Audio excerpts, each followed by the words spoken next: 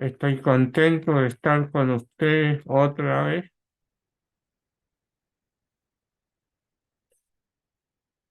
Recuerdo que la vez pasada les sugerí que leyeran el capítulo 9 de Ezequiel. Para los que no lo han leído, tienen que poner mucha atención ahora, porque no son fáciles cuando uno no conoce mucho los libros o el libro que uno está hablando. No es fácil saber entender lo que se dice. A mí me pasa eso por lo menos. Yo gasto mucho tiempo en leer el capítulo, aunque si no, no entiendo mucho. A la primera nunca lo entiendo, pero después de varias veces parece que uno empieza a entender un poquito más. Bueno, la vez pasada leímos el 8, ahora vamos con el 9. Dijimos que una sección de este libro es del 8 al 11. Y eso es la segunda visión. La segunda visión del libro de Ezequiel dura 4 capítulos. La primera visión está en el capítulo 1, 2 y 3. 3 capítulos, la primera visión. Entre medio está el capítulo 4, 5, 6 y 7, y eso no es visión. Hay los 2 capítulos que hay ahí, el capítulo 4 y 5 son señales, 4 señales en 2 capítulos. Y el 6 y el 7 son 2 discursos que Dios le dio a Ezequiel. Bueno, ya leímos la vez pasada, incluso lo analizamos un poquito, el capítulo 8. Ahora nos toca analizar el capítulo 9. Así que comencemos la lectura en el versículo 1. Lo que voy a preguntar es si está saliendo bien el audio o no. Le falta. Se escucha perfecto. Ya, gracias, hermano. Entonces, capítulo 9, versículo 1. Son 11 versículos, nada más. Dice, clamó en mis oídos con gran voz diciendo, los verdugos de la ciudad han llegado y cada uno trae en su mano su instrumento para destruir su arma. Están armados. Y aquí que 6 varones venían del camino de la puerta de arriba que mira hacia el norte. Y cada uno traía en su mano su instrumento para destruir. Y entre ellos había un varón vestido de lino, el cual traía a su cintura un tintero de escribano. Y entrados se pararon junto al altar de bronce.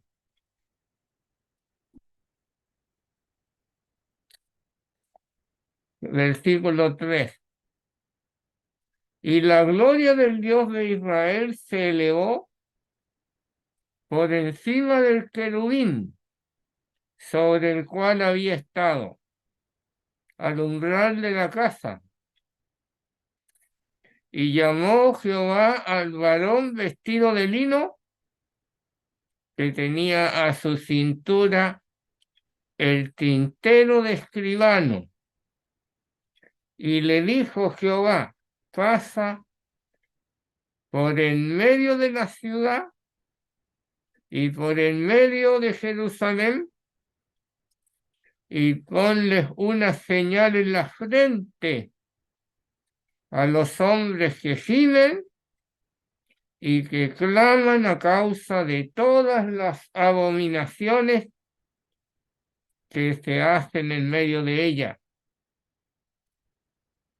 Y a los otros dijo, oyéndolo yo, dijo el profeta, pasad por la ciudad en pos de él y matad. No perdone vuestro ojo, ni tenga misericordia. Matad a viejos, a jóvenes, a vírgenes, niños y mujeres. Pero a todo aquel sobre el cual hubiere señal, no os acercaréis. Y comenzaréis por mi santuario.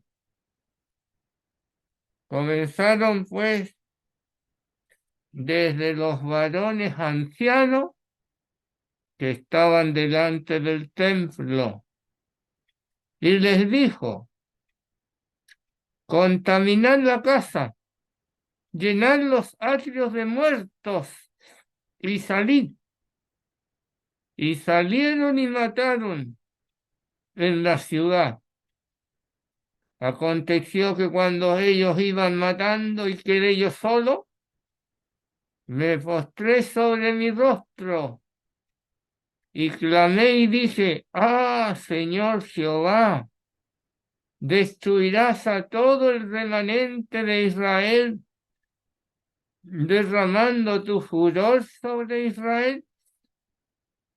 Y me dijo, la maldad de la casa de Israel y de Judá es grande sobremanera, pues la tierra está llena de sangre y la ciudad está llena de perversidad, porque han dicho, ha abandonado Jehová la tierra y Jehová no ve. Así pues haré yo. Mi ojo no perdonará, ni tendré misericordia. Haré recaer el camino de ellos sobre sus propias cabezas. Y aquí que el varón vestido de lino, que tenía el tintero a su cintura, respondió una palabra diciendo, he hecho conforme a todo lo que me mandaste. Hasta ahí la lectura de la palabra del Señor.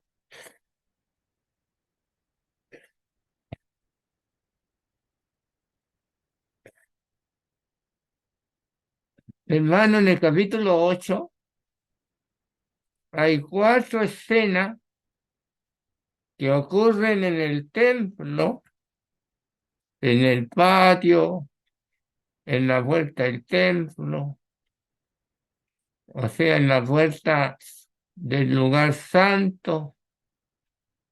4 situaciones de idolatría horrible. Y sucede que Dios le pregunta a Ezequiel, ¿a quién ha sido trasladado en visión? No físicamente, en visión a este lugar allá en Jerusalén. Su cuerpo todavía estaba en Babilonia, todavía estaba en su casa, encerrado, pero estaba sentado o recostado y estaban los ancianos del pueblo, estaban también con él sentado y al parecer esperaban respuesta a las cosas que habían preguntado. Pero entonces Dios le dio la respuesta y en visión lo llevó, lo llevó a Jerusalén al templo. Y entonces él iba a ser guiado por Dios y esa sería la respuesta de Dios a los ancianos del pueblo que estaban en Babilonia. 4 capítulos de respuesta acerca de lo que preguntaron. Y seguramente preguntaron cuál era la situación de los judíos que habían quedado en Jerusalén después de la deportación que ellos habían sufrido a Babilonia. Bueno, eso es lo que está sucediendo. Pero en el capítulo 8 son las causas, las abominaciones, y van las abominaciones en aumento. Pasó la primera escena y al final le dice, pero ven a ver abominaciones más graves. Y comienza la segunda escena. Al terminar la segunda escena dice, pero te mostraré otras abominaciones aún más graves. Y cuando llega a la última dice, aún te mostraré abominaciones mucho más graves. Significa que las abominaciones que son detestables para Dios fueron en aumento y se sumaron 4 abominaciones detestables para Dios. Y entonces Dios prometió, anunció que iba a actuar con furor, el versículo 18 del capítulo 8. Pues también yo procederé con furor, no perdonará mi ojo, ni tendré misericordia, y gritarán a mis oídos con gran voz, y no los oiré. O sea, llegó el momento, llegaría el momento en que Dios ya no iba a oír. No iba a oír al pueblo, pero tampoco iba a oír a los profetas, a los intercesores. En este capítulo 9 es Ezequiel el que intercede no por todo el pueblo, intercede por el remanente, por el resto, por esa porción pequeña de personas que se estaban salvando. El resto, todo el resto, no tenía perdón de Dios.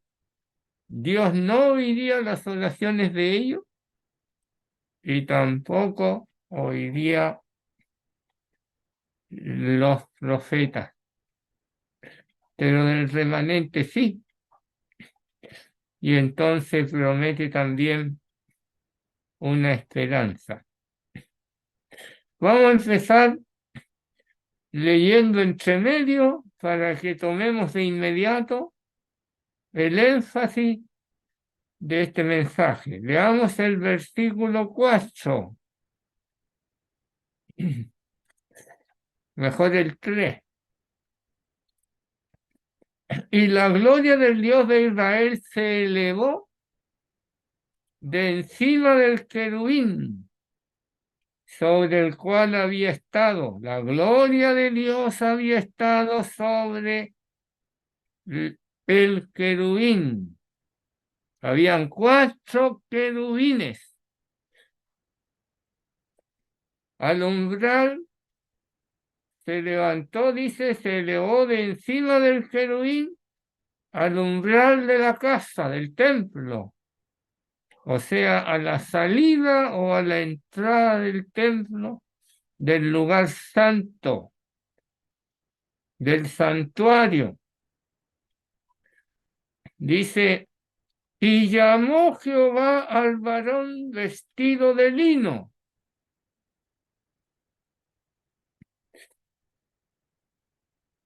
Este varón vestido de lino nos recuerda al Señor Jesucristo. Es un varón, seguramente un ser angélico, pero la función que va a ocupar a nosotros nos recuerda la función del Señor Jesucristo, del Salvador. Dice, y llamó Jehová al varón vestido de lino que tenía a su cintura el tintero de escribano, o sea, era un escriba.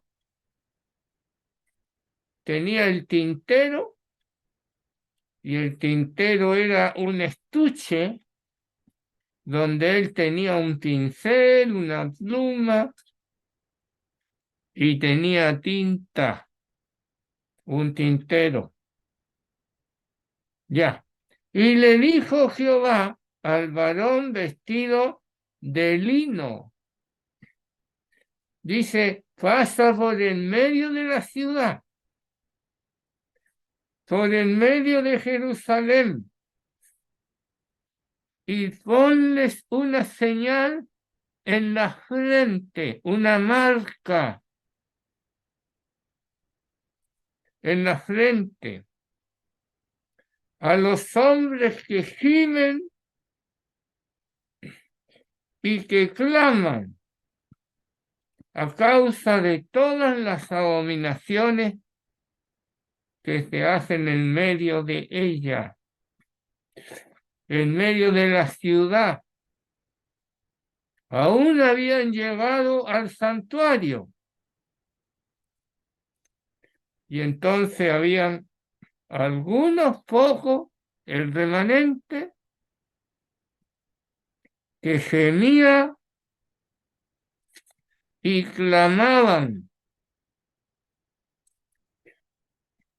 Y el versículo 5, y a los otros dijo, es decir, a los 6 otros varones, son 7 en total, oyéndolo yo, Ezequiel, pasad por la ciudad en pos de él, en pos del varón del lino, y matad. O sea, el varón del lino iba y hacía una marca. En cambio, los otros 6 tenían que ir en pos de el varón del lino y matar. Muy diferente. No perdone vuestro ojo, ni tengáis misericordia. Porque esta es la parte que nos hace ver el contenido de este capítulo. Porque este capítulo es un capítulo de juicio. En la visión está viendo un juicio.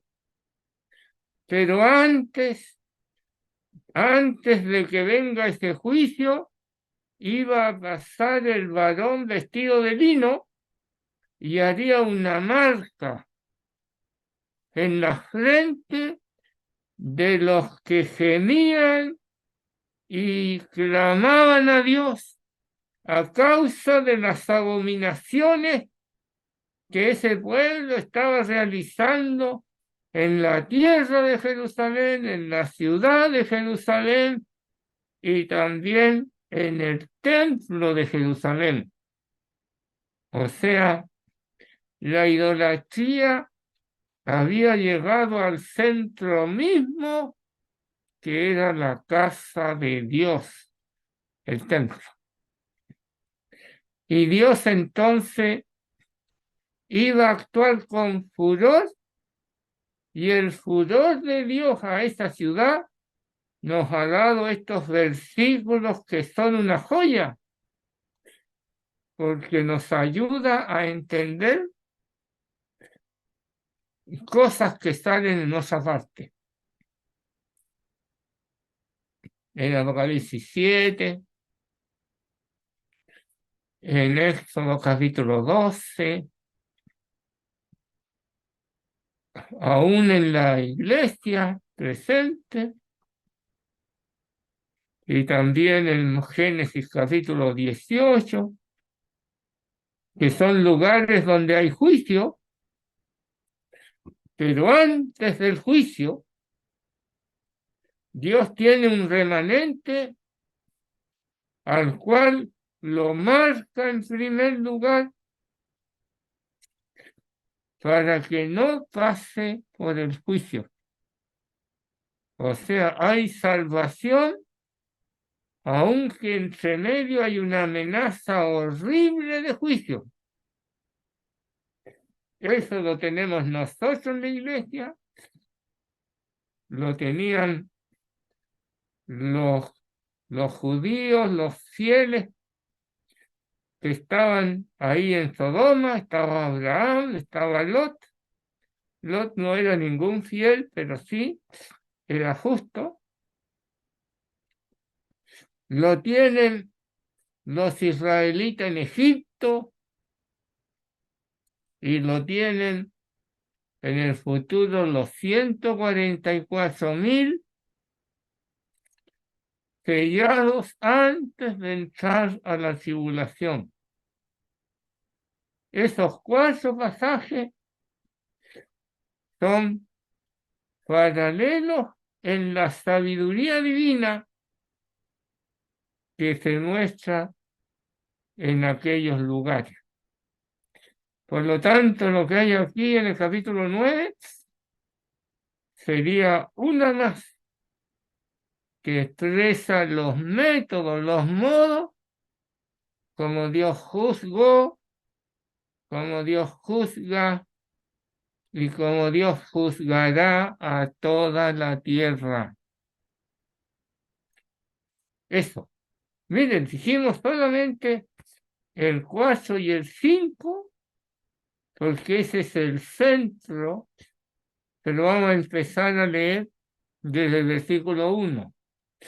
Yo ya me quedo tranquilo que por lo menos la médula de este capítulo ya la hemos expresado.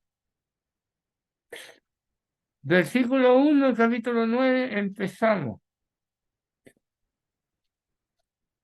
Dice en el versículo anterior, el 8:18, pues también yo, dice Jehová, procederé con furor, con ira, con enojo. No perdonará mi ojo, ni tendré misericordia, y gritarán a mis oídos con gran voz, y no los oiré. O sea, ni siquiera los oiría. No hay ni una posibilidad de conseguir clemencia de parte de este Dios a este pueblo endurecido que ha actuado tan perversamente en el capítulo 8. Ya, entonces 9:1, clamó en mis oídos con gran voz diciendo, o sea, están los oídos de Ezequiel. Ezequiel ha visto visión y sigue viendo visiones, pero ahora viene una voz a los oídos de Ezequiel. Clamó en mis oídos con gran voz diciendo, los verdugos de la ciudad han llegado y cada uno trae en su mano su instrumento para destruir. La palabra verdugo es la palabra visitantes. Han llegado los visitantes, pero estos visitantes son armados, tienen armas, seguramente espada, tal vez otra cosa también, las armas de la época, y entonces los llaman aquí verdugos, aunque verdugo es una palabra muy fuerte. De todas maneras son verdugos porque, aunque se los llame visitantes, los visitantes vienen armados y van a tener una función de juicio contra ese pueblo desobediente e incrédulo, los judaítas que son de la casa de Israel. Cada uno trae en su mano su instrumento para destruir. En medio de este ambiente, de esta amenaza, de la inminencia del juicio, entonces Dios va a llamar a un varón vestido de lino, que sería el séptimo. ¿Cuántos venían como verdugos armados? Dice, versículo 2, he aquí que 6 varones venían del camino de la puerta de arriba que mira hacia el norte, vendrían del norte, como vendría los babilonios. Pero aquí son 6 que deben ser seres angélicos, y los seres angélicos, estos seres de alguna manera nosotros sabemos por otros lados que estos seres angélicos funcionaban sobre los reyes, sobre los ejércitos. Había un poder angélico en los juicios y había un instrumento humano en los mismos juicios. Entonces, si bien es cierto, los seres angélicos también son instrumentos celestiales, son instrumentos angélicos, ángeles que están posicionados en los distintos pueblos, las distintas naciones y los distintos ejércitos. Y aquí estos 6 entran por la puerta del norte, por la misma puerta donde iban a entrar los ejércitos babilonios, que eran de muchos pueblos, pero estaban peleando con la bandera babilónica. O sea, habían sido pueblos sometidos y que ahora habían sido reclutados para ese ejército babilonio. Si cada nación tenía un ángel, esta vez venían 6. O sea, 6 pueblos, 6 naciones, todos armados, que se habían sumado al primer ejército babilónico. O sea, una fuerza que no podría ser contrarrestada, porque los ejércitos humanos eran poderosos, pero más todavía contaban con el poder de esos seres angélicos, los verdugos, los visitantes.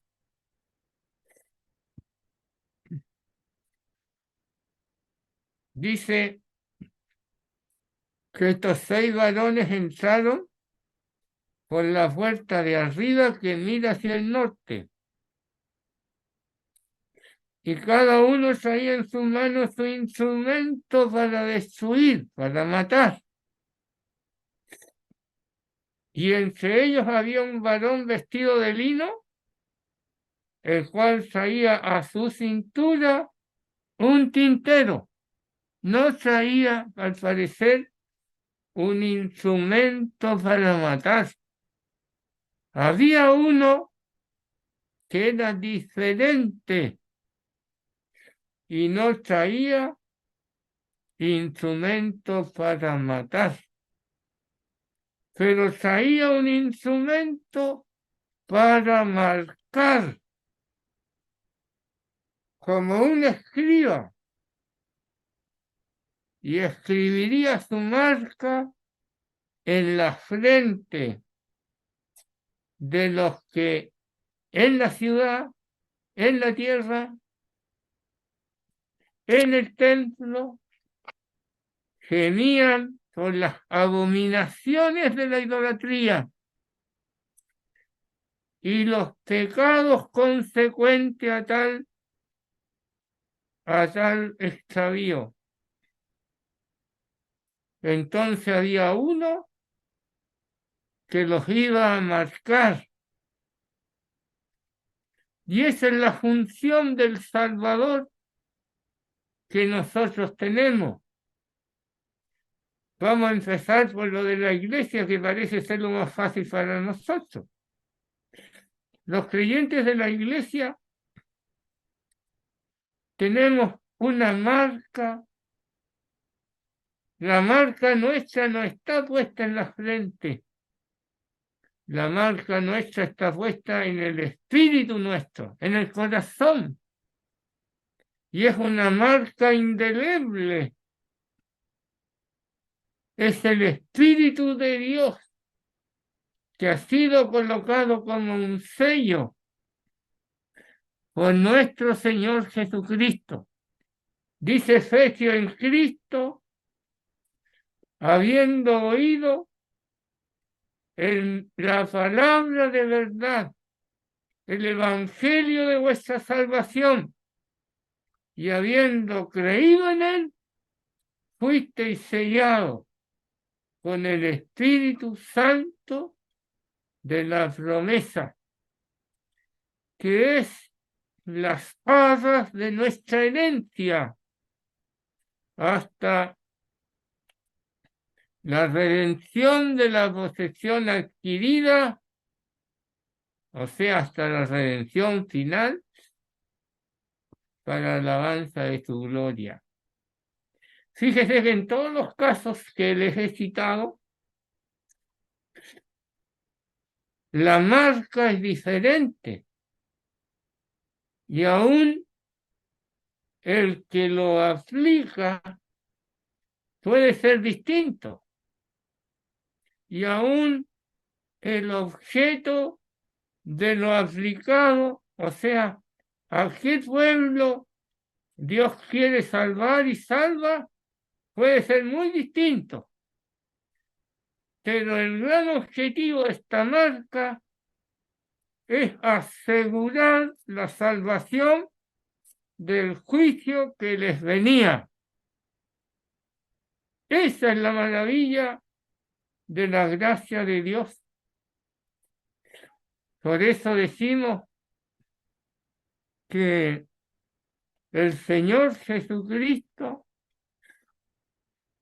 que es el Salvador de la ira venidera, es nuestro Salvador, nos ha sellado con el Espíritu Santo de la promesa. Bendito Espíritu. Hay un tremendo juicio llamado la gran tribulación, toda la ira que viene sobre el mundo entero y que nosotros, cual ningún otro pueblo, vamos a ser rescatados no solo de la tribulación, sino de la prueba que ha de venir sobre el mundo entero. O sea, en esa hora nosotros estaremos fuera. Pero el mundo va a conocer esa ira. Y nuestros familiares y nuestros amigos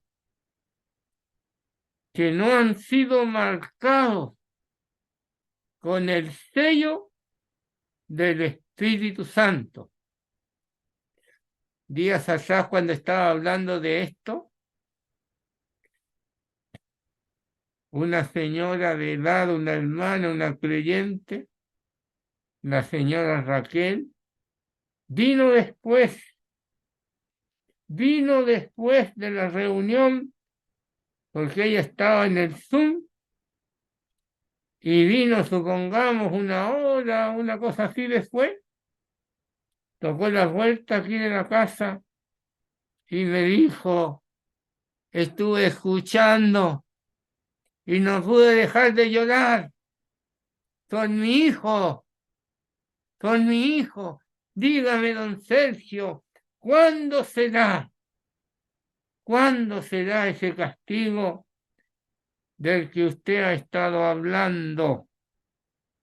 Quería saber cuándo sería, porque seguramente quería saber si su hijo aún tenía posibilidad de salvarse de la ira de Dios.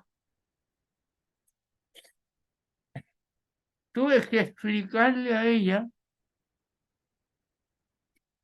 que el juicio que aquí aparece en el capítulo 9 se cumpliría literalmente en la invasión de Babilonia a la tierra de Judá, a Jerusalén.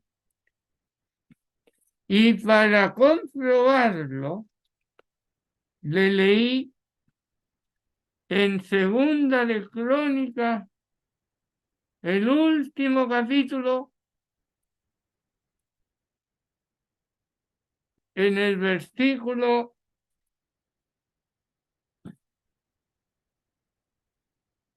17. Segunda Crónica, capítulo 36, versículo 17. Dice así: por lo cual trajo contra ellos al rey de los caldeos, los babilonios. Pero los caldeos eran los babilonios que estaban incluidos o que incluían a su pueblo. Y mató a espada a sus jóvenes en la casa de su santuario, sin perdonar joven, ni doncella, anciano, ni decrépito. Todos los entregó en sus manos. Asimismo, todos los utensilios de la casa de Dios, grandes y chicos, los tesoros de la casa de Jehová y los tesoros de la casa del rey y de sus príncipes, todo lo llevó a Babilonia. Y quemaron la casa de Dios y rompieron el muro de Jerusalén y consumieron a fuego todos sus palacios y destruyeron todos sus objetos deseables. Los que escaparon de la espada fueron llevados cautivos a Babilonia y fueron siervos de él, del rey de los caldeos, y de sus hijos, hasta que vino el reino de los persas, para que se cumpliese la palabra de Jehová por bocas de Jeremías. Y se cumplió en el mismo momento la profecía dada por Ezequiel, perdón, hasta que la tierra hubo gozado de gozo, porque todo el tiempo de su asolamiento reposó hasta que los 70 años fueron cumplidos. O sea, habían todavía 70 años de juicio sobre Israel. Seguimos, pero es notable, hermano, que contando de la hermana que vino a preguntar, no pudo dejar de llorar por su hijo, que todavía no es creyente, que no ha sido sellado por el Espíritu Santo. Y si bien es cierto, el juicio que vino sobre Judá tiene la forma del juicio que viene en los días de la tribulación para todos aquellos que no se arrepintieron, que no gimieron, que no clamaron a causa de los pecados, las abominaciones de este mundo. Y entonces uno se pregunta, ¿estoy gimiendo yo por la suerte de mi familia, por la suerte de mis vecinos, por la suerte de los amigos, de los compañeros, de tanta gente que pasa alrededor nuestro, que no están sellados con el Espíritu Santo? Y cuando la ira de Dios venga sobre ellos, la ira venidera, no habrá misericordia para ellos. Dios tiene y mantiene y sostiene que habrá un remanente, un grupo menor, pero seguro sellados. Los sellos serán distintos, pero la seguridad será total. Eso es lo que pasa aquí, lo que va a pasar con las personas que no han creído el Evangelio, con todos aquellos que no han querido arrepentirse. Sigamos leyendo. Ahora veamos nuevamente cómo será la forma del juicio. Dice, versículo 3, y la gloria del Dios de Israel se elevó de encima del querubín, sobre el cual había estado al umbral de la casa, y llamó Jehová al varón de lino fino, de lino, que tenía a su cintura el tintero del escribano. O sea, antes del juicio, Dios llamaba a un varón de lino fino y le iba a dar una comisión de salvación, para salvación, pero antes del juicio. Maravilla de maravilla, habiendo un juicio tan terrible, Dios primero llama al varón de lino fino para que él haga una tarea, y la tarea sería la de marcar a todos los que se arrepienten, a los arrepentidos. O sea, a los que habían oído a Moisés y a los profetas. Decía el Señor, o decía Abraham, A Moisés y a los profetas tienen, óiganlo. Y el rico dice, no, padre Abraham, que si fuere alguno de entre los muertos se persuadirán y no vendrán a este lugar de tormento. Y Abraham les dice, si no oyeren a Moisés y a los profetas, no creerán, no se persuadirán, no se arrepentirán, no se arrepentirán si no oyeren a los profetas. Y aquí nosotros tenemos al profeta Ezequiel. Y hemos leído recién del profeta Jeremías, que ellos hablan del juicio de la ira venidera. Tenían una ira venidera para ellos a cosa de 5 años. 5 años más. Y vendría sobre aquellos de los cuales estaba hablando Ezequiel y aquellos a los cuales hablaba Jeremías. 5 años, porque era el año sexto de Joaquín.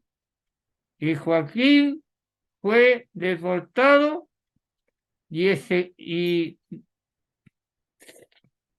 ay, se me olvidó el nombre.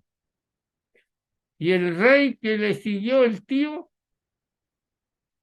reinó 11 años.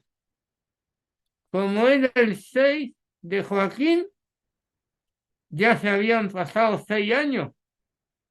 Quedaban 5. Ellos apenas tenían 5 años. Y el rey Sedequías, ahora me acordé del nombre, el rey Sedequías fue un rey porfiado, incrédulo, testarudo, terco, que no ayudó en nada a ese pueblo para que se salvara. ¿Qué rey más nefasto? ¿Qué juicio más terrible? Sigamos leyendo, apuremos un poquito, ya estamos en la hora. Entonces llamó Jehová al varón vestido de lino que tenía a su cintura el tintero del escribano y le dijo, pasa por el medio de la ciudad, por el medio de Jerusalén y ponles una señal en la frente, una marca a los hombres que gimen,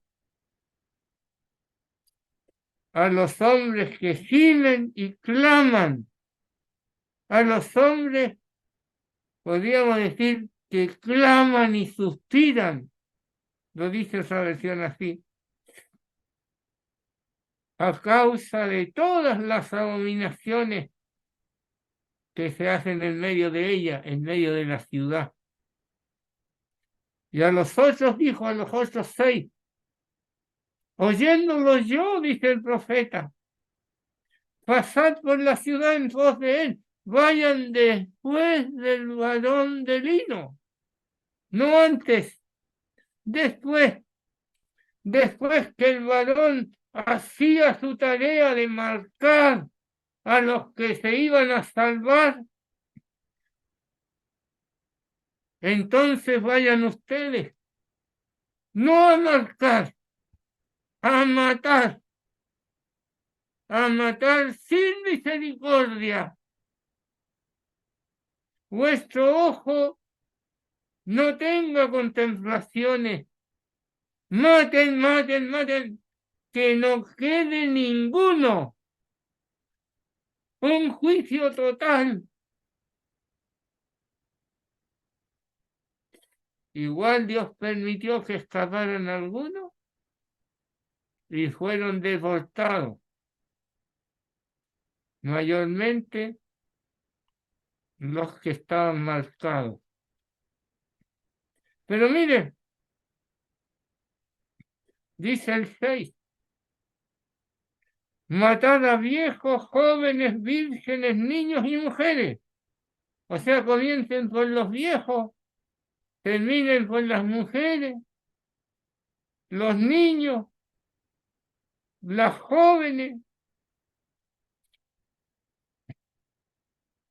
Dice, pero a todo aquel sobre el cual hubiere señal, no os acercaréis, no los amenazaréis, no los asustaréis. Si veis a alguno que está marcado y tenían buenos ojos, eran ángeles. Si veis que está marcado, no pasen por ahí, aléjense. No los asusten, déjenlos tranquilos. Nosotros sabemos que la ira venidera sobre nosotros no se acercará. Más bien nosotros seremos alejados de la ira venidera, de la hora de prueba que ha de venir sobre el mundo entero. A nosotros no nos tocará, ni siquiera nos amenazará. Yo no sé cómo hay algunos que amenazan a la iglesia con los días de la tribulación. Nosotros no somos amenazados por eso, gracias a Dios. Pero tenemos que llorar y orar por aquellos que todavía no son salvos. Llevarles el Evangelio. Mire cómo dice el versículo 8. Aconteció que cuando ellos iban matando y que de ellos solo, quiere decir que los 6 se fueron, me postré sobre mi rostro y clamé y dije, ah, Señor Jehová, destruirás a todo el remanente de Israel derramando tu furor sobre Jerusalén. La verdad es que no. Ese remanente estaba asegurado. Oh, estimados oyentes, hermanos y amigos, si tú no has recibido al Señor, deberías estar gimiendo y clamando a causa de tu pecado y del pecado de esta generación. Y los que ya estamos clamando, hemos clamado por nuestros pecados, deberíamos doblar nuestras rodillas para que el Señor haga su obra en aquellos que faltan ser marcados, sellados con el Espíritu Santo. Qué tremenda lección. La hermana que vino aquí a voltear la puerta después de haber escuchado un mensaje para que yo le explicara si eso se había cumplido o no, porque ella se puso a llorar por su hijo, que todavía no es creyente. Ya ha escuchado mucho, pero ha sido uno que rechaza la palabra de Dios. Hermano, ese ejemplo y el ejemplo de Ezequiel debería llevarnos para orar por la gente que está alrededor nuestro y nuestros familiares también, que se están perdiendo. El Señor bendiga su palabra. Oremos, hermano. No sé si tengo que orar. Parece que sí. Siempre pasa que yo Sí, hermano. Sí, pues. siempre me equivoco en esta parte. Oremos. Padre Santo, Padre bendito, primero te damos las gracias por este maravilloso sello del Espíritu Santo que los tuyos tienen en Cristo. Por gracia de Cristo, por el Salvador de la ira venidera, nuestro Salvador, nos salvó sellándonos con el Espíritu Santo.